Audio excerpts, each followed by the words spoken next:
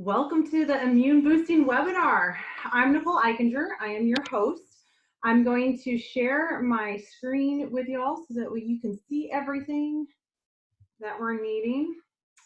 All right, y'all, we are recording. We are set. I am so pumped. So this is the Immune Boosting webinar. And y'all should have already received your Immune Boosting Toolkit. And I do apologize for it being in that zip drive, meaning that you had to like download every little page by itself. However, I could not get it sent to y'all in any other way. It's a large book. So this is going to be something that we can reference as we are going through today's webinar. And then obviously there's tons of recipes and stuff in here for you to use at a later time.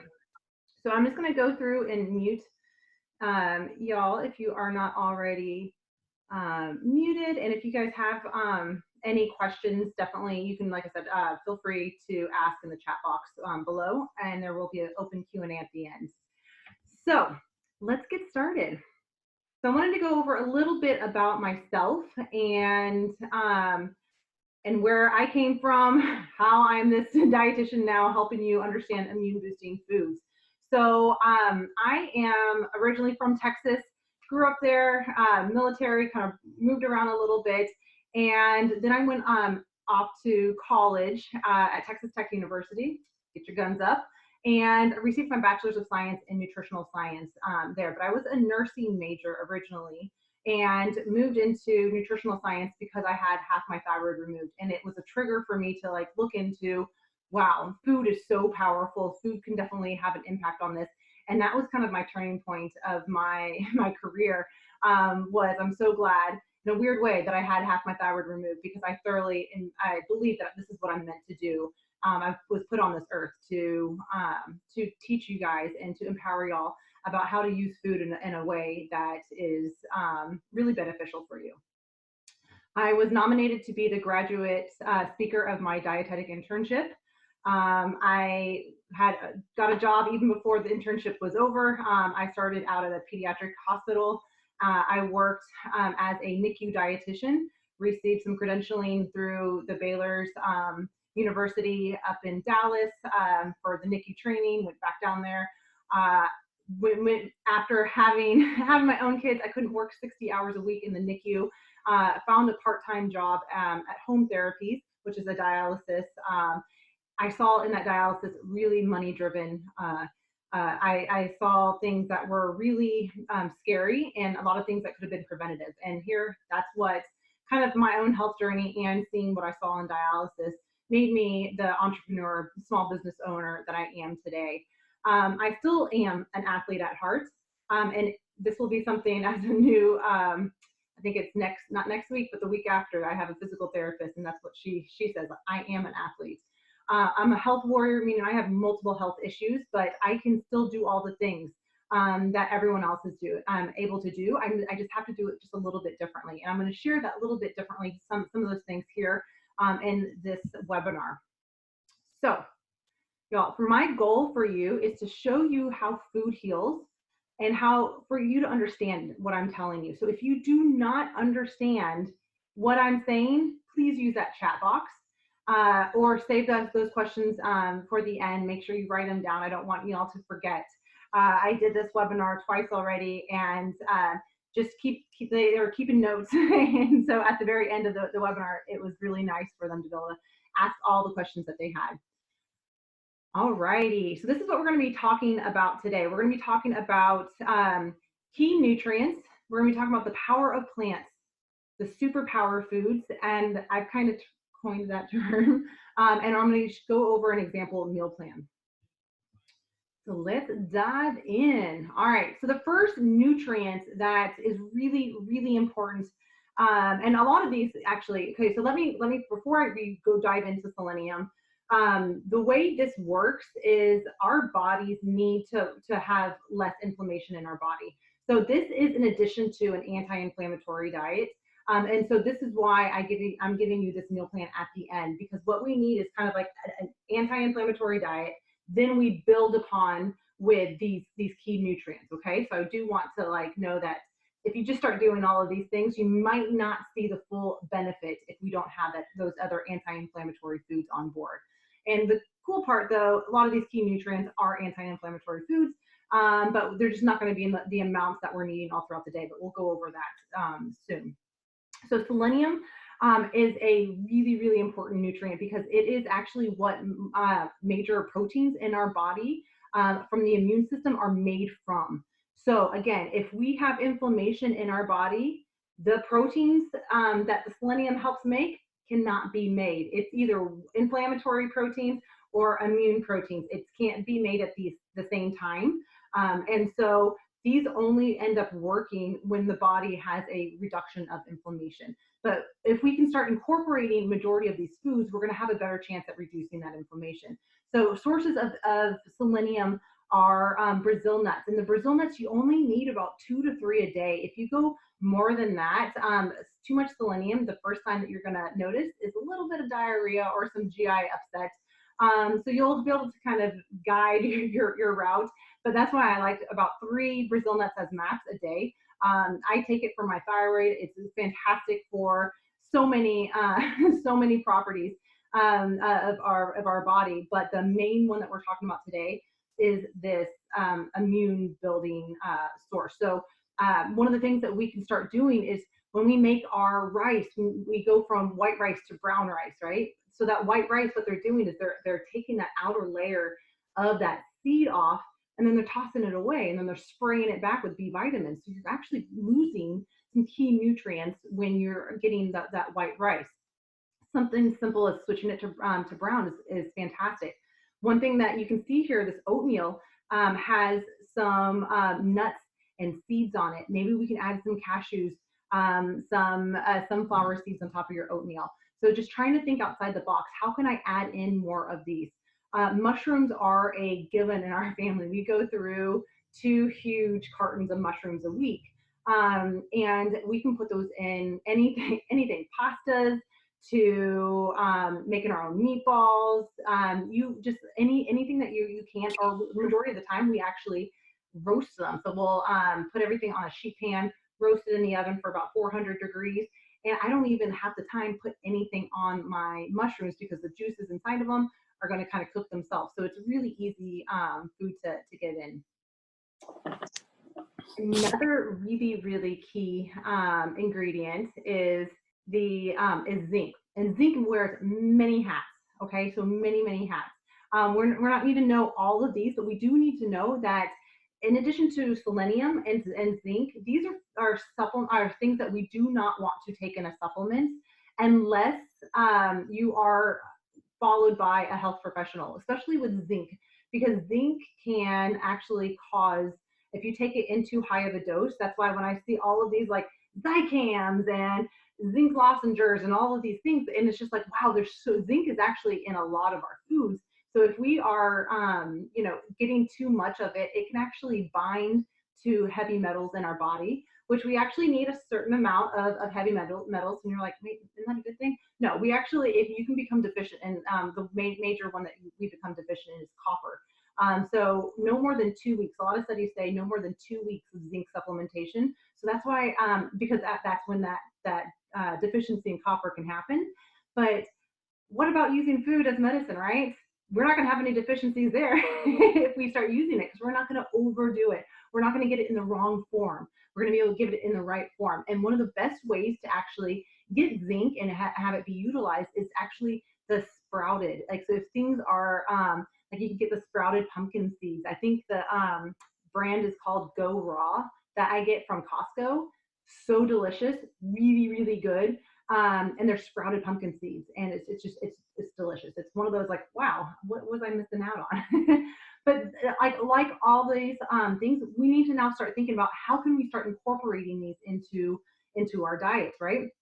So we know zinc is crucial for the immune system. So now let's think outside the box for how do we get these foods into our daily lives, right? And so I give you some examples throughout the immune boosting toolkit, so you can definitely reference that. But one of the things that I enjoy doing is like the pumpkin seeds. I will top, like, I'll make a quinoa bowl or a rice bowl, right? If we do the brown rice with the quinoa, we get some selenium. And then we're going to get, we top it. So whenever I make my bowl, I will have a sheet pan of veggies roasting. I will have on the pot, I have either some rice or some quinoa, and then I'll have another pot with some beans. And then I just kind of put them all together at the very end. And then you can top that with some sprouted pumpkin seeds. And you get the beans in that. So quinoa bowls are really, really easy way to get a lot of immune boosting nutrients in. And we're going to talk about some dressings that I like to use on my quinoa bowl very, very soon. Um, yeah, I just saw Doris jump on. This is fun, y'all. I'm enjoying this. So, like I said, some of these things are going to be the nuts are going to be really helpful. So, the key thing with these seeds and nuts is that we want to do a lot of these, especially right now in this pandemic, because what's happening. You know what? Did I push? Yes, I had push record. Okay, I was like, oh my gosh! All of a sudden, I just remembered. I want to make sure I push record. So when we're in this time of pandemic, good example of, oh my God, freak out. When we have that like, oh my gosh, freak out little moment, we get a little bit of inflammation going on inside of our body. So what we want to do is all throughout the day is crowd out the bad with the good. And so how we go about doing that is like for breakfast, I end up having, before I even have with my turmeric latte, so I have my turmeric latte here. So what I end up doing in addition to my turmeric latte, I grab my 3 Brazil nuts right then. So I even start start my day. I already get some my Brazil nuts in for my selenium. And then what I'll end up doing is a lot of my, like if I have cereal or if I have something, I'll add nuts on top of that. Or throughout the day, let's say I'm craving some chocolate. I will grab some nuts, some walnuts, and a couple chocolate chips and have a nice snack like that.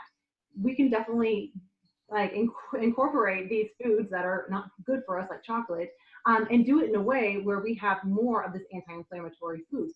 So nuts and seeds are super, super strong anti-inflammatory foods. So if we can get them in, they're going to do two things. They're going to kind of kill, two birds with one stone. In the sense of what we're going to be able to do is we're going to be able to reduce inflammation. We're also going to be able to provide our body with that zinc that we're needing. Alrighty, so another key nutrient is vitamin D. So low vitamin D has been shown to increase the risk of infection and autoimmunity, meaning that you have a higher chance of having autoimmune disease, or those with an autoimmune disease typically have very low vitamin D levels. And so the thing, again, I'm going to sound like a broken record. We have to be careful when we supplement because vitamin, and I saw something today floating around on Facebook saying that for the coronavirus, there should be a protocol for 50,000 international units, IUs, of vitamin D for 2 days in a row. That's 100,000. That's an insane amount that your liver will not be able to process that. It is toxic. So there are toxic vitamins, vitamin A, D, E, and K are fat soluble vitamins, meaning that if you have fat in your body, which we all do, it's going to be stored there, and it also has to be processed through the liver. So if we take a supplement that's way too much, it can definitely backfire on us. But with that said, with us being stuck inside right now in this pandemic, we have to try to find ways to get outside more. So I've been taking an hour walk in the morning, right as the sun is rising. Around 6:45, it's just been a beautiful like morning walk that I just get to like take the dog and then there I go. So trying to find some time to get outside throughout the day, but then also at the same time, you're more than likely going to need a vitamin D supplementation. And I would really, really recommend setting up a time with me. And that's something that I'm going to be offering all of y'all as free 20-minute sessions after this, that we can kind of have an idea of like, if you want to pick my brain for how much vitamin D should I be taking. As an example, I typically take about 2,000 international units per day. Since this pandemic has hit, I've upped it to 4,000. And that's only because I know my level, okay? I will say that the RDA for most of us is around 400 international units. I would not go with what the RDA is. We would have to go a little bit above that as a daily thing just to get us to where we need to be. If you have levels of your lab results, vitamin D, you might see many of the doctors or the lab, wherever you get it drawn at, will actually show that it's going to be like, oh, in the 30 range, that's ideal. 25 to 35, like good job, or above 30 is ideal.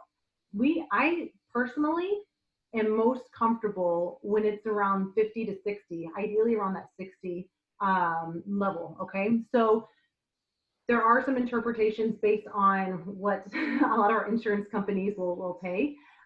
So yes, we have those guidelines, but that's why I said that's why I want to offer that 20-minute session at the end for next week, so we can jump on so I can help clarify what would be best for you. All right. Another thing, this is a one that most of us already are aware of, right?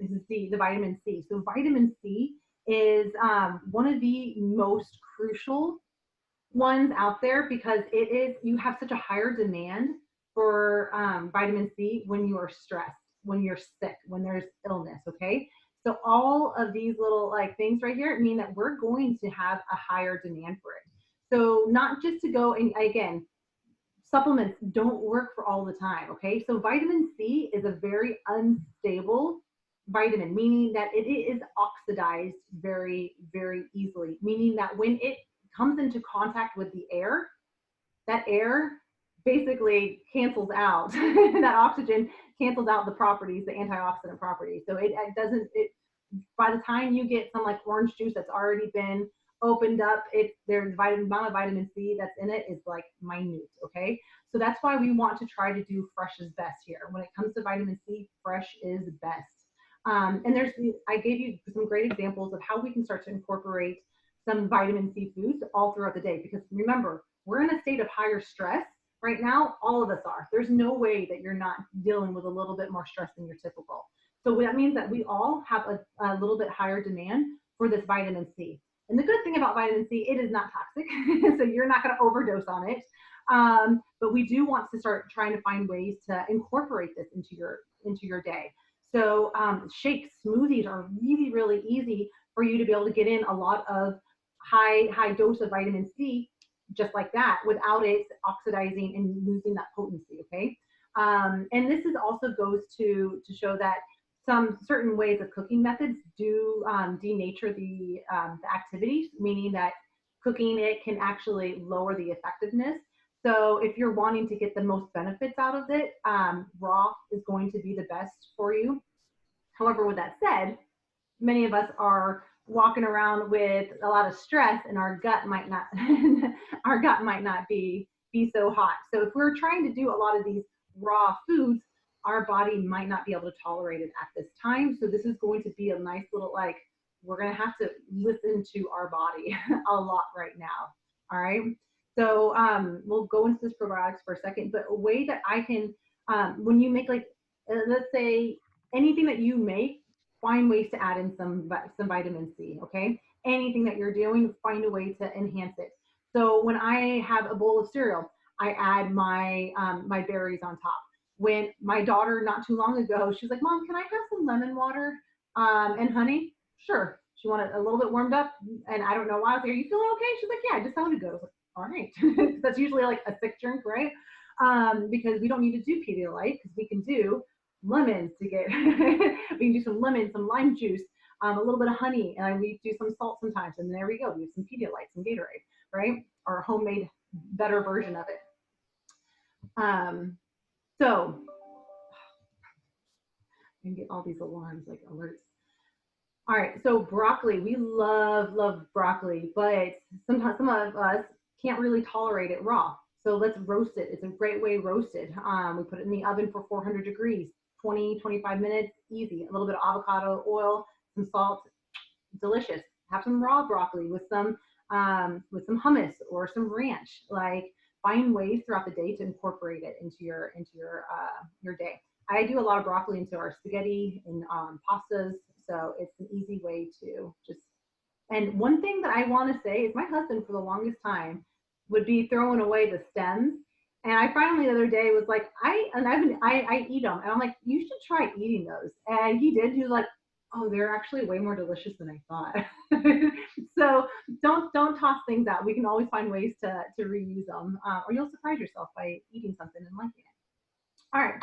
So when I was talking about when we're stressed, you might have heard this already because this is something that I say like a broken record.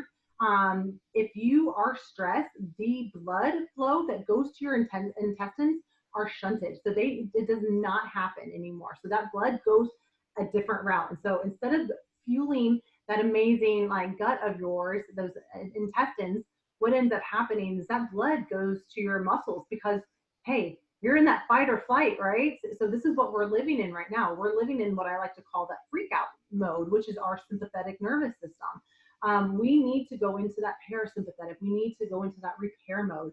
And we cannot have an immune system if our body's in the state of stress, in this freak out mode, because of multiple reasons why. But another reason why we talk about the inflammation, right? And how our body can only make one kind of protein at a time. But we're also have um, the gut health. Majority of our gut, about 70% of our immune system is in the gut wall lining, in the mucosal layers. So if your boogers, your mouth, all of that slimy, like mucosal, that's what's in our gut. And so without that, if that's all dry, if that is gone, if there is no blood flow to help nourish that, then those beneficial bacteria go away. Then our immune system goes away. And so that's when we get sick easier when we're stressed. So now here's this crazy pandemic happening. We're stressed, and now we're at higher risk for not being able to fight what's out there, right? We're not gonna be able to bounce back from what's out there. So what are the things that we need to do? Well, we need to use some wusa. So, pray in the morning. Make sure, if we're not able to go to church anymore, you find something online. Call up your best friend. We have to find ways to start reducing that stress to allow for the body to work, because we have this ecosystem inside of our gut. It is a symbiotic relationship, meaning those probiotics, that gut bacteria, the 2 to 5 pounds of bacteria that we should have in our gut, that beneficial one, what its job is to do is to break down the fiber in our food. So here I am telling you to eat all these, really cool nutrient foods now that are also fiber containing. If we don't have probiotics on board, you're going to start noticing some bloating, digestive issues, noticing maybe certain foods. I had a new client recently was like, cauliflower and cashews recently are causing me issues. And I'm like, well, it's not a gut issue. That's a stress issue. You have to repair the gut, and then you'll be able to tolerate your food, okay? And so the probiotics, they eat that good bacteria. They eat that good fiber from our from the plants. I don't mean to confuse you. So they eat the plants, and in return, what they do is they fuel our gut wall. All right, that gut wall, that mucosal stuff that we were just talking about, where our immune system lies. If we don't have probiotics on board with the right fuel for them, their food, which is our anti-inflammatory foods, this is all the foods that we're talking about, basically plants, then it'll in turn help us out by repairing any damage that's been done. So it helps us digest our food, and it helps repair our gut wall. And so I will say this is the probably most impactful thing that you can do for yourself. I will say, if you want to take one thing away from this, minus the stress reduction inflammation issue, but probiotics. And I am telling you that many of us cannot get enough probiotics with the amount of stress that we're under, or to like flip our body from that unhealthy bacteria to this beneficial bacteria. Food alone typically does not do it. However, I want you to incorporate the fermented food. These foods down here are foods that that contain those healthy bacteria, those little live organisms. So I want you to incorporate those daily, but you more than likely are going to need a probiotic. All right. So for my ladies who are really bad gut repair, I had a client yesterday. I prescribed her 100 billion CFUs. If you go to, and CFUs is just a measurement of the probiotic. If you go to the grocery store and you look at like Align probiotics, it might have like 2 billion. Okay, that puts that into perspective, right? 2 billion at the grocery store, 100 billion for a really wrecked gut. Okay, so not everyone's in this really wrecked gut. She was having like 6 months of diarrhea, blood and stool. So like hers was a little bit extreme. myself, I'm at minimum taking 20 billion a day. On the days where I am more stressed, I take it again at night and the 20 billion again at night. Okay. Because that is that important. I will check, I guarantee I want you guys to start checking that toilet. Once you're done using the bathroom, look at it. Look at what's going on. You need to be more aware of your body, be more in tune to your body because your stools, your poops will tell you so much. And that's one thing that I think that most people kind of get like scared with when I talk about this is like, I'm like, I'm worried about what's going in and how it's coming out. Okay. So if your poop is looking, it's floating on top, and really foul smelling, we're going to have some fat malabsorption issues going on with you. So meaning that we have some really, really severe malabsorption gut repair that needs to happen. If your poop is falling apart a lot of the times, right? When you have, and it's almost like diarrhea, that could be that your gut wall isn't working the way it needs to be, right? The way our poop should look is like kind of a combination between soft serve ice cream and like a slithery snake, the way a snake would kind of look at, right? So it's that nice little like medium in between there. And so I really do encourage you to check your poop. I know it's probably not what you were thinking about when we are talking about immune boosting foods, poop talk, but poop's important, okay? Check your poop every day, especially on those days that you're more stressed. And then you'll probably be like, oh, she's right. It is different than when I'm happier. So we do have to realize that if you are more stressed, up your probiotics, okay? And with that said, there are so many different strands of probiotics. So I'll have different people that have like that gut health, the one that I just told you about with the 100 billion. I went and I had specific strands that I was looking for her. For my people that have vaginal issues or PCOS, there's different strands of probiotics that we can use. So definitely, that's why I have this 20-minute free session that I'm going to gift y'all. I'll send all this information out in the follow-up email. But I really want y'all to understand that one size does not fit all. That we do need to do a lot of customization with this. There's a lot that we all can do, right? But the amount is just going to be dependent on us individually. All right. So we talked a lot about a lot of things already, a lot of immune boosting things. But this is one of the things that I really hope for y'all to take away, that when the immune system is working, inflammation is down, okay? So this is an example of a quinoa bowl that I used to, that I make, and I meal prepped it a few years ago, but it's a great picture to see and visualize all those colors that we're wanting. The amount of vegetables that we're needing right now is way above and beyond, okay? So when I went to the grocery store the last few times and I saw all the meats just very minimal and all this stuff, and I'm like, oh, you're stocking up on the wrong stuff here. We need to be stocking up on more of these fruit and veggies. So let's nuts and seeds. So let's start getting more of those into our diets all the time. And you can see in here too that we have herbs added on top, and those are really important. We're going to talk about some herbs here in just a little bit, but we're going to be layering our meals. We're not just going to be like, here we are, I'm tossing stuff together. And that's, with that said, you don't always have to follow recipes, right? If you have, let's say you don't have carrots or Brussels sprouts, but you have broccoli, and you put that in there instead, or zucchini, right? So just what we're trying to do here is hit as many colors as we can. So y'all should have gotten this handout here, the plate method. It looks a little bit different on the webinar than it does in your handout. It's on page 6 in your handout. Take a sip of water. But the one on page 6 gives you an idea, a little bit more in depth.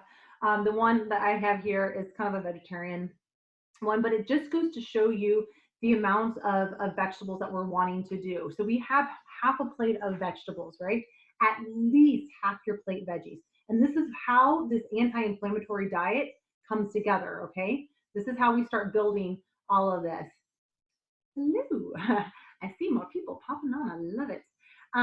So what we're gonna be doing is having half our plate vegetables, because this is veggies reduce inflammation. Nuts and seeds reduce inflammation. So good, like rule of thumb, more plants, right? There's power in plants. I'm not saying we have to become vegetarians. I'm not saying we have to become vegans at all. I am saying that we have to up the amount of plants that we're eating. It's just really, really that important. Okay. And so this is how we can start to do that. If you still want to incorporate your meats, you can have a quarter of your plate to be your meats. And like I right here, you do want to have it plant based most weeks because these the inflammation from certain meats, it depends on the kind of meats that you're buying. So if you're buying like some steaks with cows that are side by side by side by side next to each other, they're stressed, right? They are a stressed cow. They're not wandering around being able to do all this. And so you have to think about, if someone is stressed, an animal is stressed, you're going to consume those hormones, right? You're going to consume those stress hormones because when they go to that, butcher block, they're stressed. Then that's a scary time in their life. They're about to die, right? They're scared. We're going to consume that. We're going to consume those stress hormones. But in addition to that, we're also consuming, which stress hormones are inflammatory, but that also it caused so much kind of like a tumble tumble of issues kind of following that. So what we want to do is we have to choose more of those grass-fed beef, right? Choose air-chilled chicken. Choose things that are going to have better. They're just treated better, right? If you know someone locally, go grab your stuff locally so that way it's treated better. It's going to be less inflammation that way, right? Less chances of other additives as well too, less preservatives and all this stuff. But right now we're just worried about inflammation. Grains. I am a big fan of grains. Huge fan of grains. And we can do pastas. We can do freekeh, quinoa. There's all sorts of different sources of carbohydrates out there. You could do sweet potato, regular potatoes. We've been doing tons and tons of potatoes the last couple of weeks. But we just need to start not looking at it as a carb, but as a, oh, wow, this is actually going to be helpful for me, right? This is going to be really helpful for me. So some days I'm having my sweet potato taco in the morning. And so you can definitely incorporate a lot of these anti-inflammatory foods. All righty. These are fun ones, okay? These are fun foods. So garlic. Garlic is really powerful. It is an antibacterial. It does have a little bit of antiviral properties. It is definitely a component with immune system, and it needs to be in the raw form to get the biggest benefits. And the cool part is when the garlic is chopped up, let it sit out for a couple minutes before you use it. This is the one that actually works best when it comes into contact with air. A chemical reaction occurs, and the garlic that's when it has the immune boosting properties to it. So you want to allow that to have a little bit of air as well.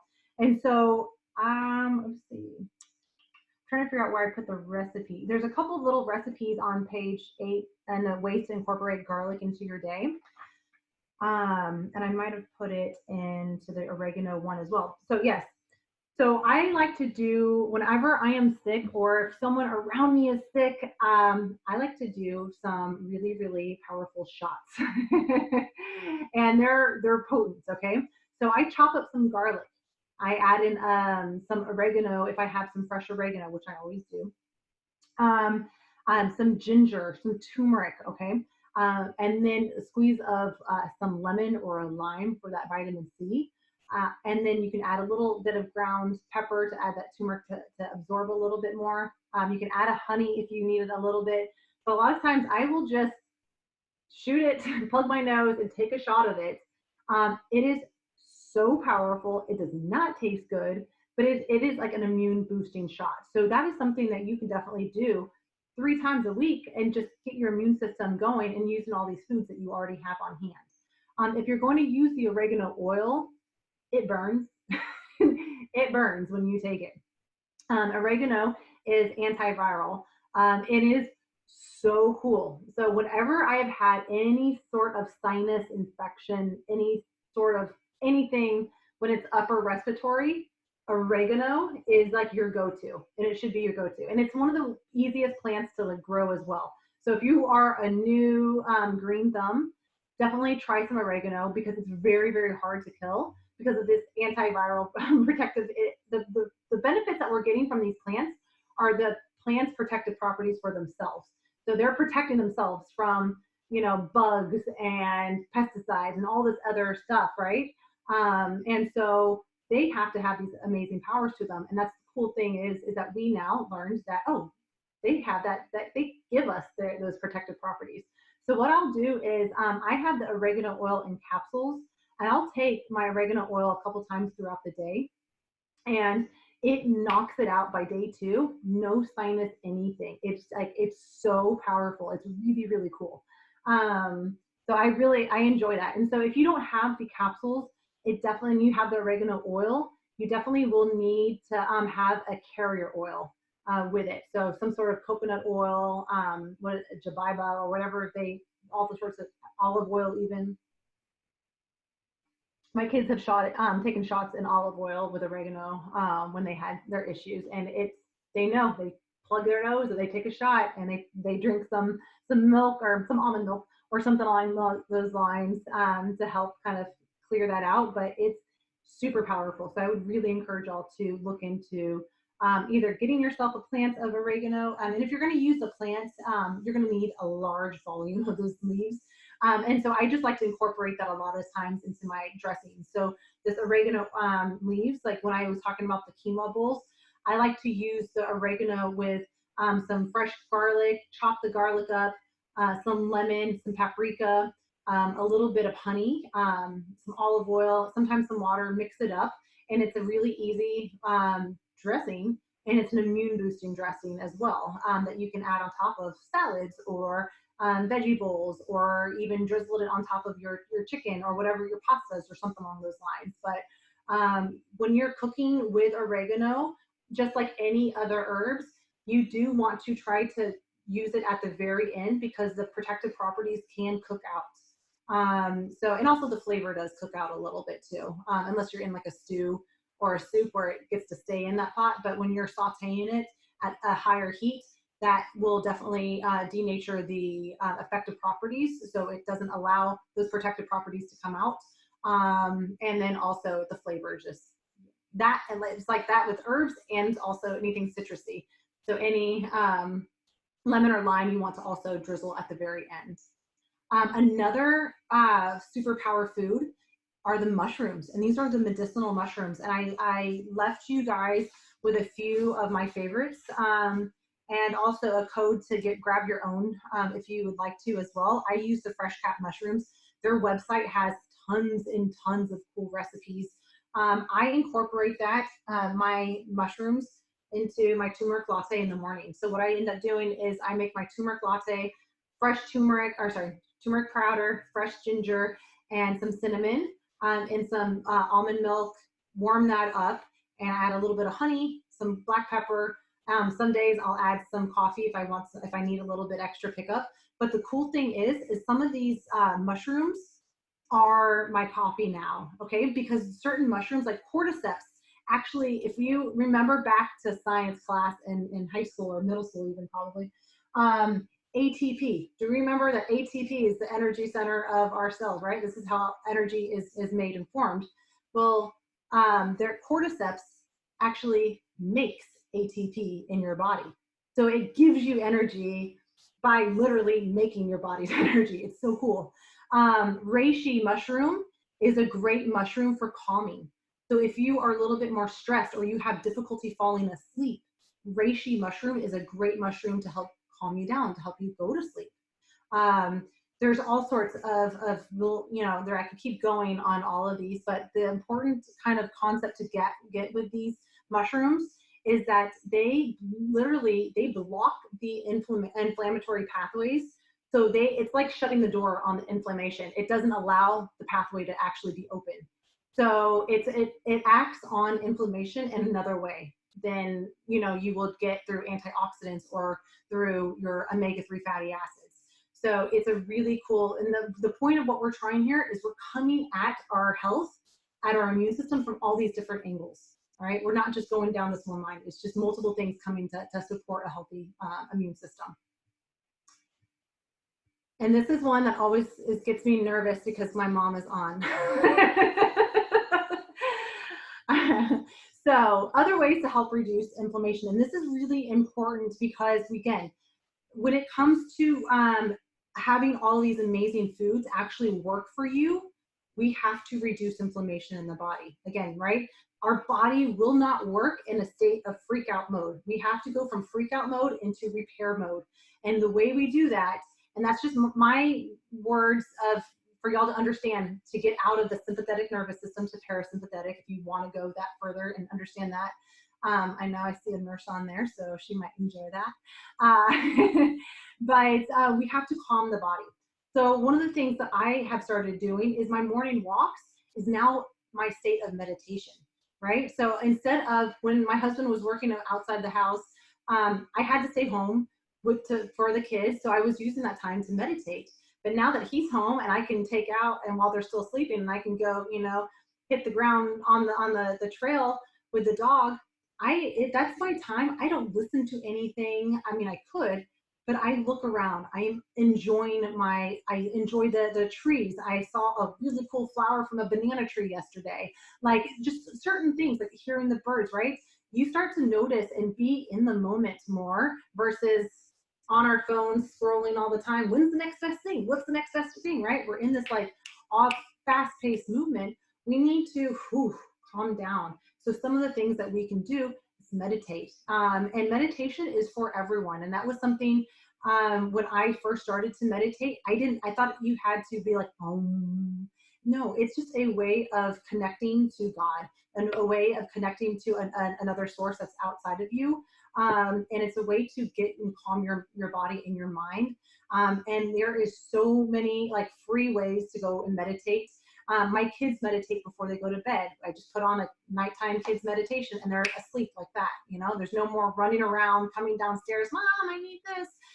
Meditation, done. They get to choose whichever one that they want, easy. Laughter. When was the last time you had like that belly laugh, that your cheeks were hurting so much? Like call up your friend that makes you laugh right now. Watch a really funny movie. Dance parties, right?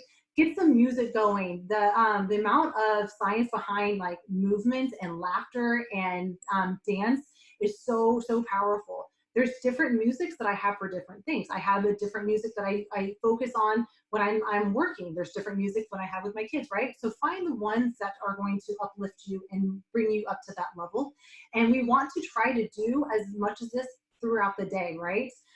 That's why I like the morning walks, the morning meditation, because it sets your tone for the day up here. So if something were to like happen, you don't get knocked down and all the way down, you just drop down just a little bit. Orgasms, physical exercise, these are different ways to increase your endorphins. Endorphins reduce inflammation, okay? So we can find ways to start doing that. After the walk, I've been working out. So just adding some weights in there. If you want to just stretch, some sort of physical movement is going to be really, really helpful, especially now that we're in this lockdown.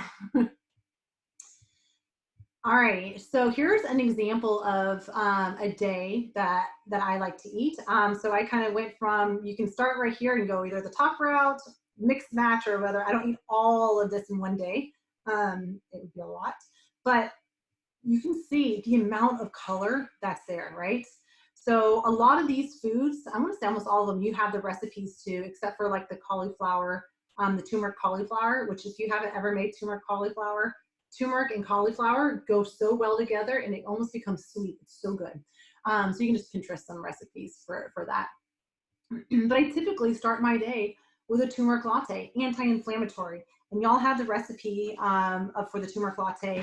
I believe it's where the turmeric is in your toolkit.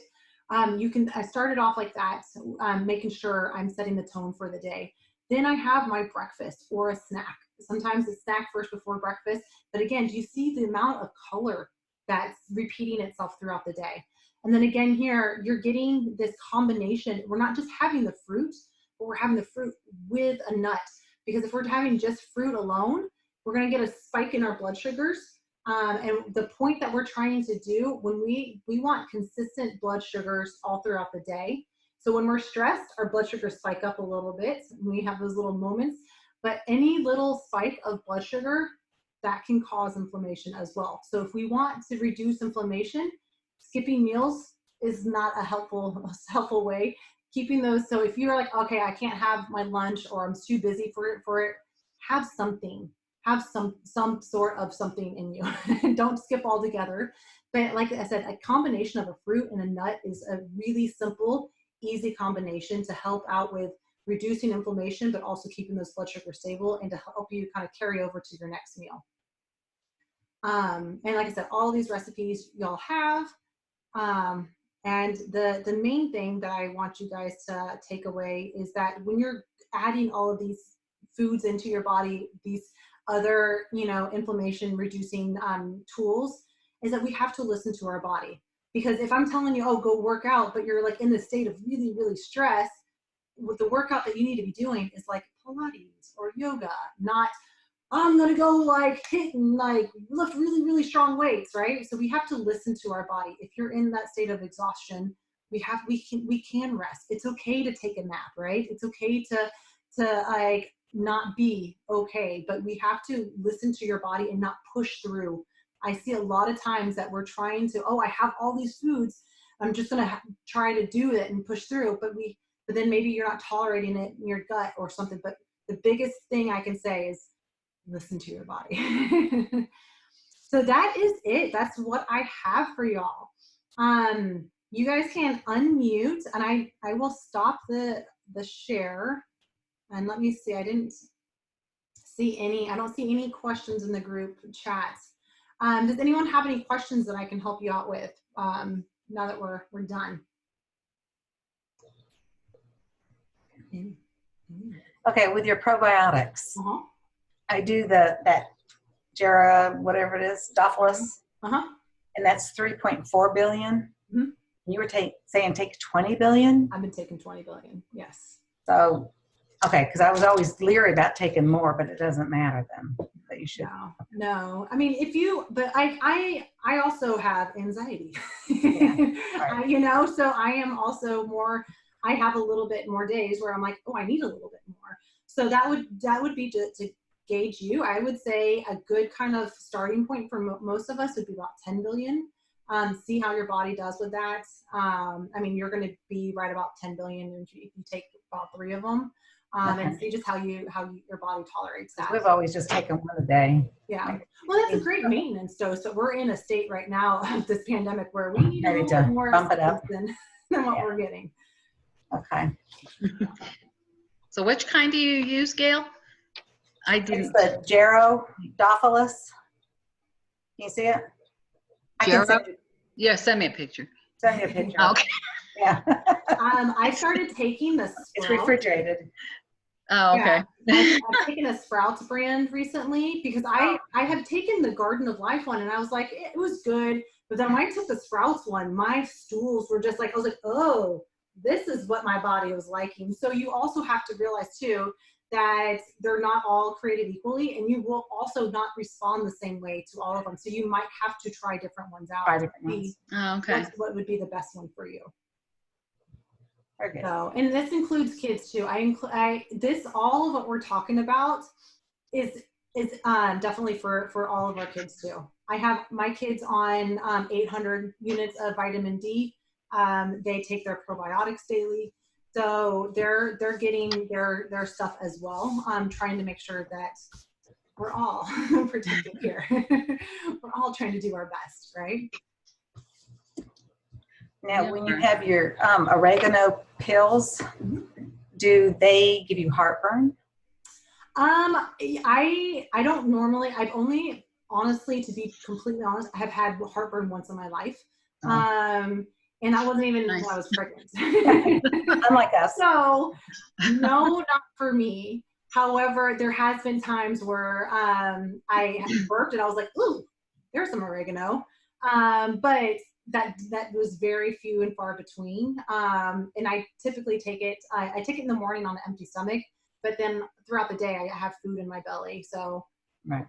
I would say if you do get a little bit of discomfort, make sure that you do have food, something in your stomach before you do have it.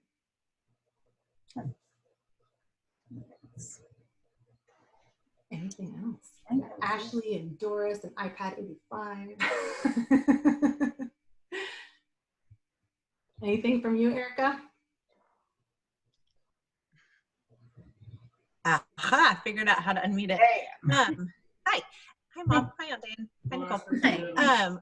Yes, I do have a question when you were talking about vitamin D. So I had my labs done I don't know, whenever it was, 3 weeks ago or something like that, got them back. And I'm taking 1,000 IUs per day of vitamin D3. But my lab, I want to say it was like 42, 43. And so you're saying it should be like upper like 50, 60? Mm-hmm. Do I need to like double, triple? Did you start taking the 1,000 after, or is that something that you're always taking? That was what I was taking last year when I talked to you, because my vitamin D was lower, which is weird. Right now, at least double and start taking 2,000, especially right now. Like I said, you can start to research. They're starting to recommend vitamin D out there, like to make sure that we're getting that in there. So 2,000, I mean, on days that you're really not going outside, you can even do 3,000. And you're not, I wouldn't say in a short period of time that you would go to a toxic level if you doubled up with what you're doing. Especially. Yeah, it's just weird because we are outside so much in that it is, lower. Yeah. I just have but you're also now more aware of your sunscreen, right? True. And so even though we are outside, we should have about 20 minutes a day without any sort of screen on us or anything, so that way we can get. Yeah, that's not happening. And that's why it's like you're in this like, okay, well, I've had this skin cancer issue, so I need to protect my skin. However, we do need this vitamin D in us, and us also.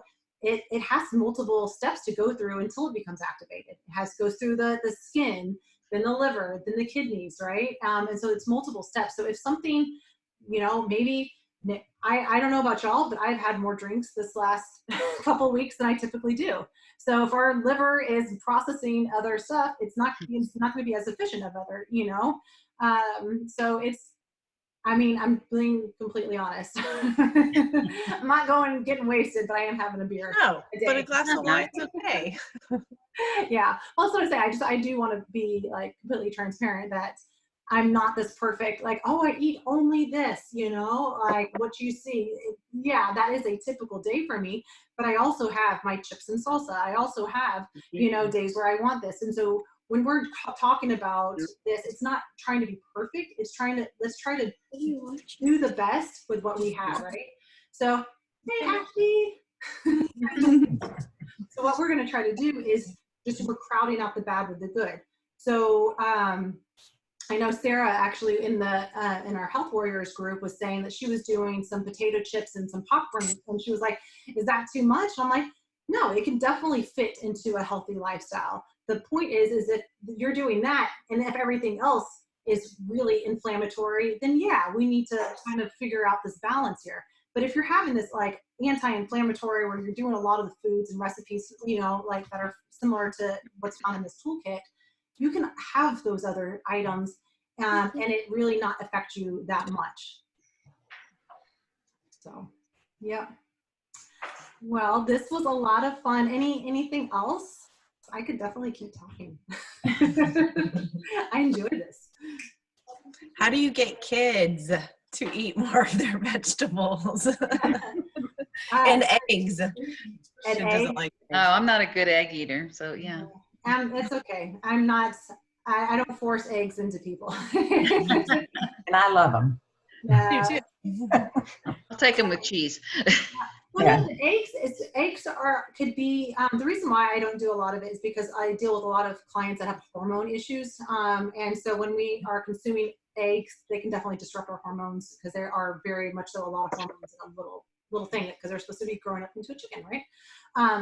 So as far as getting to eat your veggies, the biggest thing that I have seen being a success with not only my kids but a lot of my clients is by letting you, like, say, Ashley, mom's going to pick out 2 recipes and they're going to have very similar ingredients, But mom, you're going to be able to be like, hey, I'm choosing the ingredients that I want. And Ashley's going to be like, ooh, I get to choose which recipe I get to help mom out with.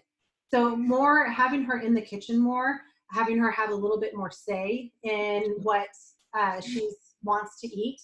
I'll ask the kids all the time, do you guys want broccoli or Brussels sprouts? And I'm giving them the color that I want, but they're giving options, and they're like, oh, if they both pick one or the other, we'll put both of them on the sheet pan and we can have both. So it's just giving the thing about picky eaters is that they want to be in control. It's their control, right? And so what we have to do is allow them to have their control at the same time that you do. So you're trying to let them like think that they're in control, but in reality you have the bigger picture in hand, because you're choosing, okay, we have these healthy recipes, or we have these recipes that have these good foods in them. Now, which one do you want to help me? So yeah, I should have rephrased that a little bit, because they do eat vegetables, like you said, between broccoli and Brussels sprouts. They'll eat both of those. But like just introducing new or different ones, sometimes they, they little apprehensive, even, with multiple attempts to try, like, okay, I promise you it's really good. I don't cook stuff that tastes bad. But 10 to 20 tries. It can take for someone to accept a new food. Abby's on the side going. Yeah. So that's a great example, because a great point, because a lot of these foods, even as adults, we might be like, oh, that's a lot. Like the turmeric cauliflower might be something like, ooh, that's something like risky. I don't know how I feel about that. Ashley's like, no. So do you just sprinkle turmeric, like actual ground turmeric, on top of it and bake it? Yeah, and I've also made it to like where it's like fried cauliflower when I did it in the air fryer. Same thing. Do you put like avocado oil or something like that on it first and then do it? Very cool. Yeah, it's really good. Try that. I like cauliflower, especially fried. But it's just an exposure thing. Yeah. That's, if you're something, if you haven't ever done anything, it's scary to do something the first time. Sure. And the same thing with food. I don't know what that is. That's a little scary. And they taste a little different too. So if you're not used to like that earthy taste in some of the things, like beets, I'm slowly starting to like beets. I'm slowly starting to like thyme. Because I'm allowing myself to get into it a little bit more. Don't know dill? Sorry, dill. That's what I meant to say. Dill. I cook with thyme. I cook with thyme all the time. You like dill a little bit now? I'm starting to. I'm in little bits. I have ordered a few things that I have some tzatziki in it, and I'm like, I can handle tzatziki. I'm doing this. Like, I sprinkle those on my peas. Yeah. No, don't love it. It's whatever you want, but it's just experimenting more, trying new recipes. And if you didn't like something, I hate stuff I hate stuff boiled, but if it's roasted, I'll devour it. So trying different cooking methods too, to see if it was something along those lines, that texture thing versus something along those lines.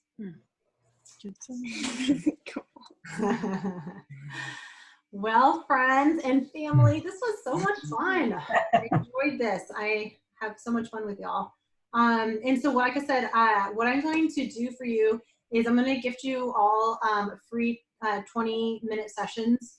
So that way, if you have any questions, like you're like, all right, I just didn't ask, or if you're watching the replay, definitely I'm going to send an email, reach out, schedule a session for next week, so that way I can help kind of pinpoint and help kind of guide you on your next steps as well. So cool. Good. Anything else that I can do for you? Nope. I'm good. I'm going to have to watch it. Yeah, right. So we all have a great Friday. Happy weekend. And I look forward, if y'all start making some of these recipes, tag me in it. Or if you start doing something, tag me. I would love to celebrate with you. So. All righty. Thank you. Thank you. Yeah. Bye. Bye.